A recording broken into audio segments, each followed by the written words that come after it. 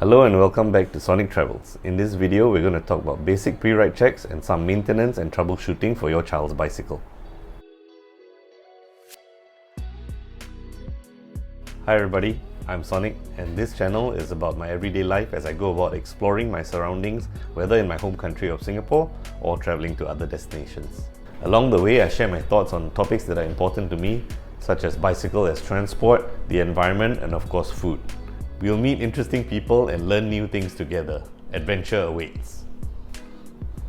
So your child has decided to cycle to school. Here are a few pre-ride checks to ensure that the bicycle is in good working order before setting off. It's a good idea to check the brakes before every ride to make sure the bicycle can stop safely.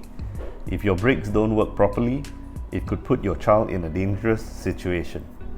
Squeeze the brake levers in turn and see that there's adequate braking power in both front and rear brakes.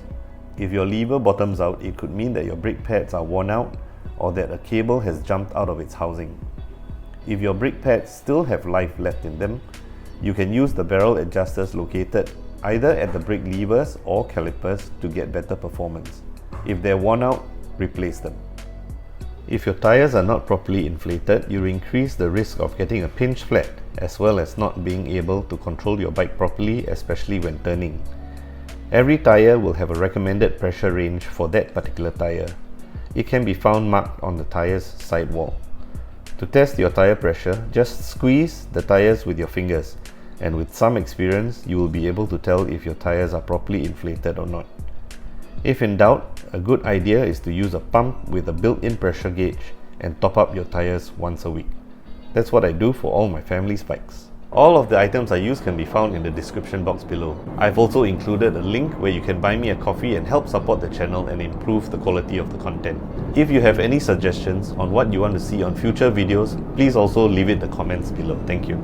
If your seat has a quick release, make sure it is clamped down properly, as the last thing you want is your seat to suddenly move when you're pedaling. Check all bolts visually in case they have come loose or show signs of severe rusting. Tighten or replace them as necessary. Check the chain tension, it shouldn't be too tight or too loose. Check for any play in the headset. Activate your front brakes and rock the bike back and forth. If you notice some knocking in the headset, they should be adjusted by a bike mechanic or someone who knows what they're doing. Do the same for the bottom bracket as well by rocking one of the crank arms side to side. Get it checked out for the longevity of the components as well as safety. Once or twice a year, you will also want to lubricate your chain.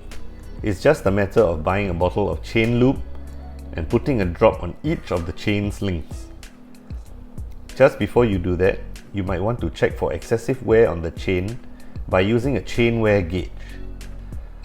Ask your biking friends if they have one or get it done at your local bike shop. If your chain has stretched beyond limits, get it replaced. If your bicycle has derailleurs, there's a chance the chain could come off the front chainring. When that happens, you put the chain on the smallest ring in the rear. This will make it easier to pull the chain over the chainring in the front. What happens if your bicycle has a flat tire or other malfunction halfway to school? An option is to lock the bike to the nearest railing or tree and continue your journey, then come back later with tools and spare parts or someone that can help retrieve the bike at the earliest convenient time.